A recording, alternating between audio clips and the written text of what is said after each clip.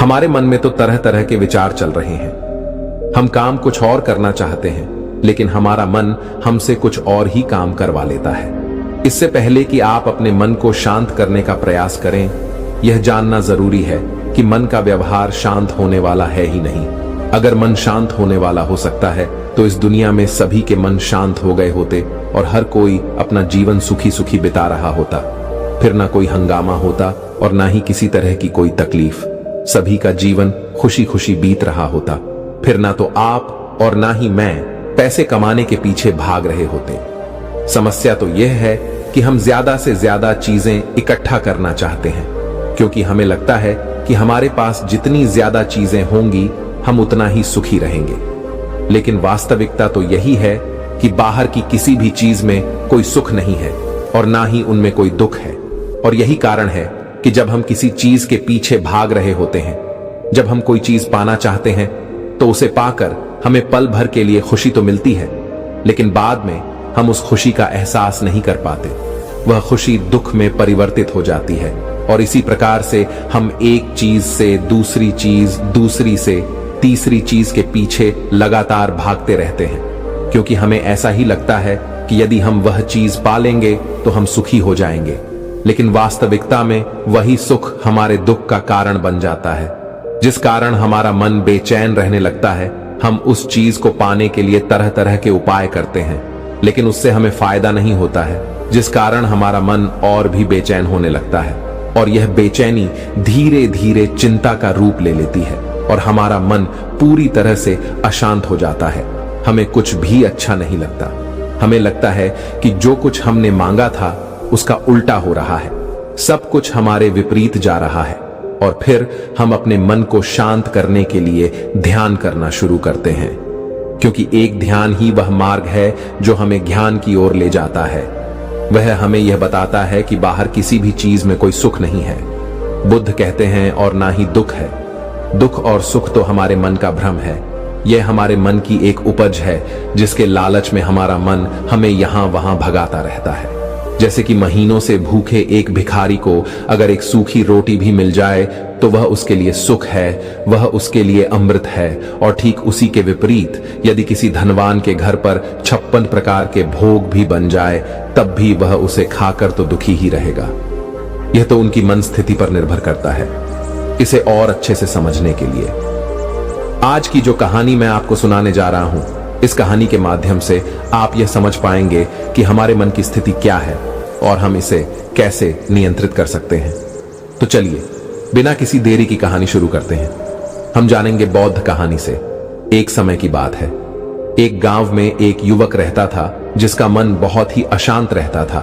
वह हमेशा तनाव में रहता। वह अपने मन को शांत करना चाहता था, लेकिन उसे कोई भी उपाय नजर नहीं आ रहे थे। उसके जीवन में कई प्रकार के दुख थे, जिनके कारण वह हमेशा तकलीफ में रहता, तनाव में रहता। एक दिन उसे पता चला कि उसके गांव में एक बौद्ध भिक्षु आए हुए हैं, जो सभी को दुख और सुख पर उपदेश दे रहे हैं। वह युवक तुरंत ही घर से निकला और उनके आश्रम जा पहुंचा। वहां पर पहुंचने के बाद उस युवक ने देखा कि वह बौद्ध भिक्षु सभी गांव वालों को उपदेश दे रहे थे। बौद्ध भिक्षु कह रहे थे कि सभी के जीवन में कोई ना कोई सुख और दुख तो आता ही रहता है, जिस कारण हमारा मन बहुत अशांत रहता है। और एक अशांत मन इस दुनिया का कोई भी सुख नहीं ले सकता, फिर चाहे उसे पूरी दुनिया की धन दौलत ही क्यों ना मिल जाए, वह उसे पाकर भी दुखी ही रहेगा। परंतु जिस व्यक्ति का मन शांत है, उसके पास चाहे कुछ भी हो या ना हो, वह हर छोटे पल का आनंद ले सकता है। वह हर पल को खुशी खुशी जी सकता है। इस दुनिया का और इस जीवन का परम सुख भी प्राप्त कर सकता है। इतना कहकर उन बौद्ध भिक्षु ने अपना प्रवचन समाप्त कर दिया और वापस आश्रम की ओर लौट गए। वो भी उनके पीछे पीछे आश्रम पहुंच गया और इस युवक ने उन बौद्ध भिक्षु से कहा, हे गुरुवर, अभी कुछ देर पहले आप उपदेश दे रहे थे कि एक शांत मन हर पल का आनंद ले पाता है, हर पल को सूखी सूखी जी पाता है। लेकिन इस दुनिया में सभी के पास मन है और सभी के मन अशांत है। तो ऐसे में भला अपने जीवन को कोई सुखी सुखी कैसे जी सकता है? इस दुनिया में शांत मन किसी के पास नहीं। मेरे पास भी एक ही मन है और वह भी शांत नहीं है। गुरुवर, क्या आप बता सकते हैं कि मैं अपने इस मन को कैसे शांत करूं तभी बौद्ध भिक्षु ने उस युवक को ध्यान के बारे में समझाया, ध्यान के फायदे बताए और उसे कहा, बेटा, ध्यान करने से हमारा मन शांत हो जाता है। हम विचारों के दलदल से बाहर आने लगते हैं और इस कारण हमारे जीवन में सुख उत्पन्न होने लगता है। यदि तुम भी अपने जीवन में सुखी होना चाहते हो, अपने मन के इन विचारों के दलदल से बाहर निकलना चाहते हो, तुम्हें ध्यान करना चाहिए। तुम्हें ध्यान का अभ्यास करना चाहिए, क्योंकि यही वह मार्ग है जो तुम्हारे मन को शांत कर सकता है और तुम्हें सही राह पर ला सकता है। उस युवक ने उन बौद्ध भिक्षु की बात मान ली। उस युवक ने उन बौद्ध भिक्षु को प्रणाम किया और वापस घर चला गया। घर पहुंचने के बाद उसने ध्यान करना शुरू किया। वह रात भर ध्यान करता रहा, लेकिन उससे उसे कोई लाभ नहीं हुआ। इसका कारण वह अगली सुबह फिर से उन बौद्ध भिक्षु के पास पहुंचा और उन बौद्ध भिक्षु से कहता है, गुरुवर, आपके कहे अनुसार मैंने रात भर ध्यान किया है, लेकिन उससे मुझे कोई लाभ नहीं हुआ। मेरा मन तो अभी भी अशांत है। आप तो कह रहे थे कि ध्यान करने से हमारा मन शांत हो जाता है। तभी वह बौद्ध भिक्षु उस युवा से कहते हैं, ध्यान कोई एक बार करने की चीज नहीं है, यह तो अभ्यास है और धीरे धीरे समय के साथ मन शांत होता जाए। इस पर वह युवक कहता है, हे गुरुवर, मेरे पास इतना समय नहीं है। मुझे कोई ऐसा मार्ग बताइए जिससे जल्दी जल्दी मेरा मन शांत हो जाए और मैं खुशी खुशी अपना जीवन जीने लग जाऊं। ऐसे तो मेरा बहुत समय बर्बाद हो जाएगा। मुझे कुछ ऐसा बताइए गुरुदेव, जिससे मेरा मन आज के आज और अभी शांत हो जाए, जिससे मैं सुख की अनुभूति कर पाऊं, मुझे सुकून मिले। उस युवक की यह बात सुनकर बौद्ध भिक्षु मुस्कुराने लगे। उन्होंने उस युवक से कहा, बेटा, मेरे पास तुम्हारे लिए कुछ ऐसा है जिससे तुम्हारा मन अभी के अभी शांत हो जाएगा। इतना कहकर वह बौद्ध भिक्षु अपने आश्रम में गए और अंदर से एक घड़ा लेकर आए और उस युवक को थमा हुए कहते हैं, जाओ और पास की बह रही उस नदी से इस घड़े में पानी भरकर लाओ। उन बौद्ध भिक्षु के इतना कहने के बाद उस युवक ने वह घड़ा हाथ में ले लिया और नदी की तरफ जाने लगा। उसके बाद मन ही मन सोच रहा था कि लगता है यह गुरु पागल हैं, इन्हें कुछ नहीं पता। भला यह घड़ा मेरे जीवन में शांति कैसे ला सकता है, यह मेरे मन को शांत कैसे कर सकता है। लेकिन उसके पास और कोई रास्ता नहीं था, जिसके कारण उसने घड़ा लिया और पास वाली नदी के पास पहुंच गया। उसने उस नदी में से उस घड़े में पानी भरना शुरू किया, लेकिन जैसे ही उस व्यक्ति ने उस घड़े को नदी से बाहर निकाला तो उस युवक ने देखा कि उस घड़े के चारों ओर छोटे छोटे छेद है, जिससे पानी तेजी से बाहर की ओर निकल रहा था। उसने लगातार कई बार प्रयास किए, लेकिन काफी बार कोशिश करने के बाद भी वह उस घड़े को पूरा नहीं भर पाया और थक हार कर उन बौद्ध भिक्षु के पास वापस लौटा और क्रोधित होकर कहता है, गुरुवर, आपने यह कैसा घड़ा दिया है? इसके चारों तरफ तो छेद है, भला मैं इसमें पानी कैसे भरकर ला सकता हूं? जब भी मैं पानी भरता हूं, इस घड़े के छेद से सारा पानी बाहर निकल जाता है। इस घड़े को मैं पूरा नहीं भर सकता। तभी वह बौद्ध भिक्षु उस युवक को शांत कराते हुए कहता है, बेटा, शांत हो जाओ, तुम्हें तुम्हारे प्रश्न का जवाब ही तो दे रहा हूं, और यदि तुम क्रोधित अवस्था में इस जवाब को सुनोगे तो इसे समझना तुम्हारे लिए मुश्किल हो जाएगा। इसलिए शांत हो जाओ और मेरी बात समझने का प्रयास करो। यह जो घड़ा मैंने तुम्हें दिया है, इसे अपना मन समझो, और मन केवल दो ही प्रकार से शांत हो सकता है। पहला यह कि तुम उसे लबालब पूरा भर दो और उसमें कुछ भी और आने जाने की जगह ना बचे। क्या तुम इस घड़े को इस प्रकार भर सकते हो? इस पर वह युवक कहता है, हे गुरुवर, मैं इस घड़े को लबालब नहीं भर सकता, क्योंकि जब भी मैं इसमें पानी भरता हूं, सारा पानी तो छेद से बाहर निकल जाता है। तभी वह बौद्ध भिक्षु उस युवक से कहते हैं, ठीक इसी तरह हम भी अपने मन को कभी नहीं भर सकते। हम जितना इसमें डालते जाएंगे, वह सब कुछ हमारे शरीर के द्वारा बाहर आता रहेगा, फिर चाहे वह क्रोध हो, प्रेम हो या फिर दया। हम जो भी अपने अंदर आने देते हैं, वही हमारे अंदर से बाहर भी आता है। और इसीलिए मैंने तुम्हें छेद वाला घड़ा दिया, क्योंकि यह हमारे मन के जैसा ही है। और जब हम इस मन को भस्म करना चाहते हैं, तब तुम अपना समय बेकार कर रहे हो। क्या तुमने एक पल के लिए भी यह नहीं सोचा कि इसी प्रकार तो तुम अपने मन को भरने में भी लगे हुए हो? क्या इससे तुम्हारा समय बर्बाद नहीं हो रहा? क्या इससे तुम्हारा जीवन बर्बाद नहीं हो रहा? क्योंकि जिस भी चीज से तुम अपने मन को भरोगे, वह तो बाहर निकल ही जाएगा। उस युवक को अपनी गलती का एहसास हुआ वह तुरंत उस बौद्ध भिक्षु के चरणों में गिर गया और उस बौद्ध भिक्षु से कहता है, गुरुवर, आपने सच कहा। मैंने कभी भी इसके बारे में नहीं सोचा कि मैं अपना जीवन अपने आप ही बर्बाद कर रहा था। ठीक है, मैं तो इस बात से अनजान था, लेकिन आज आपने मेरी आंखें खोल दी। परंतु गुरुवर, अगर यह मन को पूरी तरह भरने का पहला तरीका मन को शांत नहीं कर सकता, तो मन को शांत करने का दूसरा तरीका कौन सा है? गुरुवर मुस्कुराते हुए उस आदमी से कहते हैं, दूसरा तरीका है कि अपने मन को पूरी तरह खाली कर। इस पर वह व्यक्ति कहता है, गुरुवर, आप ही मुझे बताइए कि मैं अपने मन को खाली कैसे कर सकता? तभी बौद्ध भिक्षु कहते हैं, बेटा, यह तो बहुत ही सरल है।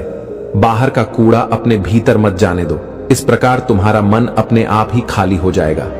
वह व्यक्ति कुछ देर सोच विचार करने के बाद बौद्ध भिक्षु से कहता है, हे गुरुदेव, यह कैसे संभव है? जो भी हम देखते हैं, सुनते हैं, वह हमारे मन में ही तो जाता है, वह हमारे भीतर की ओर ही तो जाता है, फिर मैं उसे कैसे रोक सकता हूं? इस पर बौद्ध भिक्षु मुस्कुराने लगे और उस युवक से कहते हैं, बेटा, मैं तुम्हें यही तो समझाने का प्रयास कर रहा हूं कि मन को केवल ध्यान से ही जीता जा सकता है और एक दिन ध्यान करने से कुछ नहीं होने वाला। हमें इसके लिए समय देना होगा, हमें इसके लिए धैर्य रखना होगा, इसका निरंतर अभ्यास करना होगा। आगे बौद्ध भिक्षु उस युवा से कहते हैं, बेटा, क्या तुम्हें प्यास लगी है? युवक कहता है, हां गुरुवर, मुझे बहुत जोरों की प्यास लगी है। इस पर उन बौद्ध भिक्षु ने उस युवक को पानी पिलाया और कहा, ये लो, पानी पी लो, इससे तुम्हारी प्यास बुझ जाएगी। लेकिन मुझे एक बात बताओ, क्या आज पानी पी लेने से फिर तुम्हें कभी प्यास नहीं लगेगी? तुम कभी फिर मुझसे पानी नहीं मांगोगे? इस पर वह युवक कहता है, गुरुवर, आप कैसी बातें कर रहे हैं? पानी तो हमारे जीवन का एक हिस्सा है, इसके बिना तो हम मर जाए, और आप कह रहे हैं कि आज पानी पी लो और उसके बाद में कभी पानी ना पिए। यह भला कैसे संभव है? प्यास तो हमें रोज लगती है और हम रोज पानी पीते हैं, इसके बिना तो हम मर जाएंगे। तभी बौद्ध भिक्षु मुस्कुराते हुए उस युवक से कहते हैं, ठीक इसी प्रकार एक दिन के ध्यान से हमारा मन शांत नहीं हो सकता। उसे भी रोज भूख लगती है और उसे रोज रोज हमें आहार भी देना पड़ता है, उसे भी रोज पानी पीने की जरूरत पड़ती है, और ठीक उसी प्रकार हमें हर दिन ध्यान करने की भी जरूरत पड़ती है। और जब हम निरंतर ध्यान करते हैं, इसका अभ्यास ऐसे करते हैं, तो देखते ही देखते हमारे मन की भूख शांत होने लगती है और एक समय पर हमारा मन सारे विचार उत्पन्न करना बंद कर देता है। तब वह बाहर से कुछ भी ग्रहण नहीं कर पाता और जो कोई भी विचार हमारे भीतर है, वह सारे विचार देखते ही देखते समाप्त हो जाते हैं और इसी प्रकार धीरे धीरे हमारा मन शांत होने लगता है। आगे वह बौद्ध भिक्षु उस युवक से कहता है, बेटा, तुम ही तो कह रहे थे कि तुमने रात भर ध्यान किया है, लेकिन उसके बाद भी तुम्हारा मन शांत नहीं हो रहा। बेटा, तुम चाहो तो 1 घंटे के लिए ध्यान कर सकते हो, चाहो तो पूरा दिन भर तुम ध्यान करो, लेकिन इसका लाभ भी तुम्हें उतना ही मिलेगा। मान लो तुम 1 दिन के लिए ध्यान करते हो, तो इससे तुम्हारे मन को भी शांति केवल कुछ समय के लिए ही मिलेगी। यह हो सकता है कि वह 1 घंटे के लिए शांत रहे या फिर केवल कुछ क्षणों के लिए, लेकिन वह शांत अवश्य होगा। लेकिन जैसे ही उसे फिर से भूख लगेगी, वह फिर से अशांत हो जाएगा और फिर से यहां वहां भागने लगेगा और वह अपने विचारों की तलाश में आगे बढ़ेगा, क्योंकि उसे भी तो भूख लगी है, उसे भी तो खाना चाहिए, उसे भी तो पानी चाहिए। जैसे कि जब तुम्हें भूख लगती है, तुम शांत हो जाते हो क्योंकि तुम्हें भोजन चाहिए, पानी चाहिए, ताकि तुम अपने पेट की भूख को मिटा सके और तुम्हें शांति मिले। इस पर वह युवक कहता है, आप सत्य कहते हैं, मैं ही गलत था, मेरी ही गलती है। मैं अपने मन को अवश्य शांत करके रहूंगा, फिर चाहे इसके लिए मुझे कितना भी समय क्यों ना लग जाए, मैं भी उस सुख को प्राप्त करके ही रहूंगा। मैं इस खाली घड़े में पानी भरकर अपने जीवन को बर्बाद नहीं करना चाहिए। मैं अपने मन को शांत करके ही रहूंगा, मैं अपने मन को पूरी तरह से खाली कर दूंगा। इतना कहकर उस युवक ने उन बौद्ध भिक्षुओं को प्रणाम किया और वापस अपने घर की ओर लौट गया। दोस्तों, हम लोगों के जीवन में भी कई प्रकार की समस्याएं हैं और हम उन समस्याओं का समाधान करना चाहते, और अंत में हमें जो मार्ग मिलता है वह ध्यान है। हम ध्यान तो करना चाहते हैं, लेकिन हम उसके परिणाम को तुरंत पाना चाहते हैं। जब हम शुरू में ध्यान करते हैं तो हमें उसका कुछ भी लाभ नहीं मिलता और हमें लगता है कि यह व्यर्थ है। दोस्तों, हम लोगों के जीवन में भी कई प्रकार की समस्याएं हैं और हम उन समस्याओं का समाधान करना चाहते और अंत में हमें जो मार्ग मिलता है वह ध्यान है। हम ध्यान तो करना चाहते हैं, लेकिन हम उसके परिणाम को तुरंत पाना चाहते हैं। जब हम शुरू में ध्यान करते हैं तो हमें उसका कुछ भी लाभ नहीं मिलता और हमें लगता है कि यह व्यर्थ है, इससे हमें कोई भी फायदा नहीं होने वाला, क्योंकि हमें तो सब कुछ जल्दी जल्दी चाहिए। लेकिन वास्तविकता तो यही है कि ध्यान सब्र और समय मांगता है और साथ ही उसे शांति भी चाहिए। परंतु हम इतने अशांत हैं कि हमारे भीतर यह तीनों चीजें नहीं हैं। इसीलिए अपने भीतर धैर्य पैदा करें। जब आपके भीतर धैर्य पैदा होगा तभी आप सब्र, समय और शांति के महत्व को समझ पाएंगे और फिर आपका समय चाहे कैसा भी क्यों ना चल रहा हो, आप हर समय खुश रहना सीख जाएंगे। अगर आपका मन अशांत है तो यह किसी और के हाथों में नहीं है कि वह आपके मन को शांत कर सके। यह तो आपके हाथों में है कि आप अपने मन को किस प्रकार और कितनी देर तक के लिए शांत कर सकते हैं। दोस्तों, आपने आज के इस वीडियो से क्या सीखा वह मुझे आप कमेंट में बता सकते हैं।